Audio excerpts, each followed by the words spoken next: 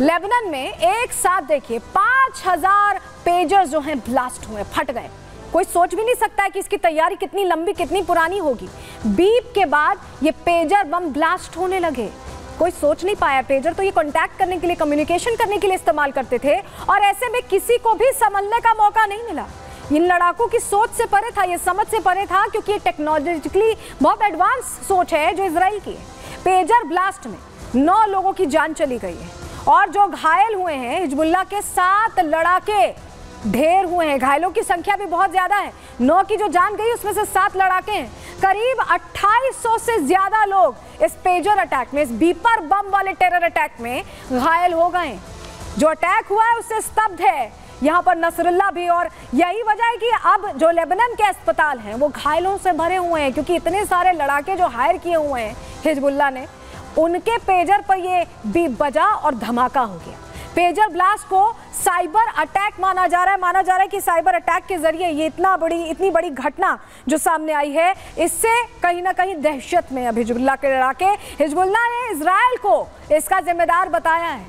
Israel ने हालांकि अभी तक कोई जिम्मेदारी नहीं ली है, लेकिन पेजर ब्लास्ट के पीछे ये सवाल बना हुआ है कि क्या ये मोसाद का हाथ है, क्योंकि मोसाद ने, इजराइल ने चुपके से अपना काम कर दिया, स्मार्टली अपना काम कर दिया है, और अब नसरुल्लाह के जो लड़ाके हैं उसके पास कोई ऑप्शन भी नहीं बचा है। आप समझिए, बिना किसी सैन्य कार्रवाई के इजराइल ने बता दिया है, मोसाद ने बता दिया है कि आतंक का अगर साथ दोगे, हमास का अगर साथ दोगे, तो अंजाम क्या होगा ये देख लो। क्योंकि जो सोचता है हिजबुल्लाह या हमास, उससे ज्यादा आगे है इजराइल का मोसाद, और उसने फिर से बता दिया है कि हमसे आगे नहीं जा पाओगे। इसलिए थोड़ा सोच समझ के चलना चाहिए। और बड़ी तबाही की तस्वीर लेबनान से अब सामने आ गई। रिपोर्ट आपको दिखाते हैं।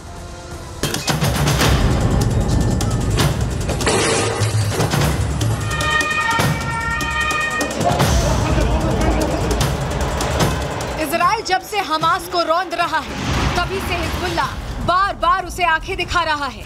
कभी रॉकेट अटैक किया, तो कभी मिसाइल के जरिए इजराइल को डराने की कोशिश की गई। हमास, हिजबुल्लाह और हूती जैसे आतंकी संगठन इजराइल से अपने हथियारों के दम पर टकराने की कोशिश कर रहे हैं, लेकिन 17 सितंबर को इजराइल ने अपनी सबसे बड़ी अटैक पावर का प्रदर्शन किया। दुश्मन को भनक भी नहीं लगी, और लेबनान और सीरिया में चीख पुकार मच गई।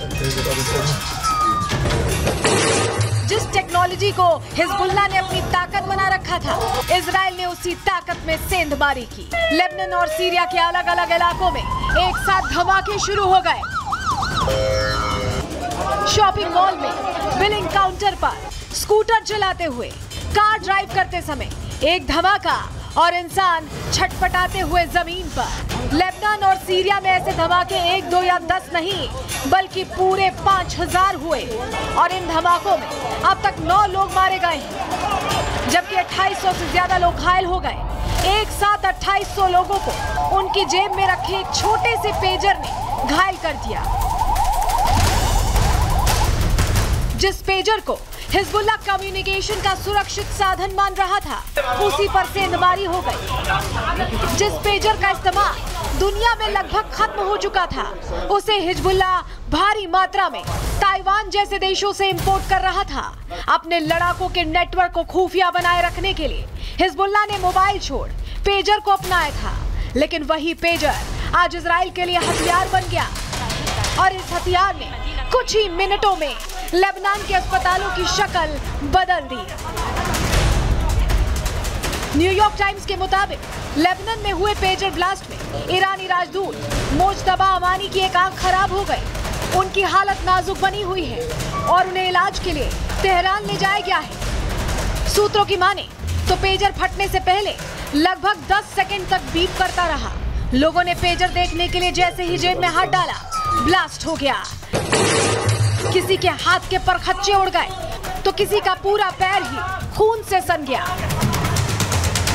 बिना किसी सैन्य कार्रवाई के इजराइल ने एक बार फिर अपने दुश्मनों को बता दिया है कि उसके सैनिक जितने खूंखार हैं, उसे कहीं ज्यादा खतरनाक है उसका तकनीकी नेटवर्क, जिसके दम पर वो कभी भी कहीं भी हमले का मादा रखता है। Bureau report, Republic Bharat.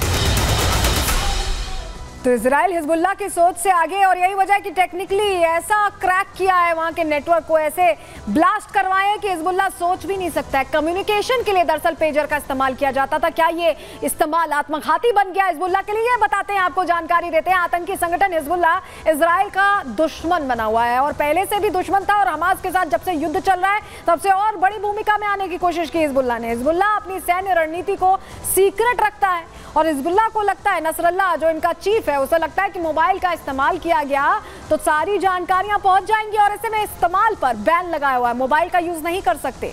दक्षिणी लेबनान में मोबाइल फोन पूरी तरह से बैन है, इसका इस्तेमाल बिल्कुल बंद है, और दक्षिणी लेबनान में ही हिजबुल्लाह का गढ़ है। और यहाँ पर जो लड़ाके हैं वो पेजर, जो पुरानी टेक्नोलॉजी है जिसमें कुछ सीमित मैसेज भेजे जा सकते थे, उसी का इस्तेमाल करते हैं। और कुछ महीने पहले ताइवान से देखिए ये 5000 पेजर मंगाए गए थे।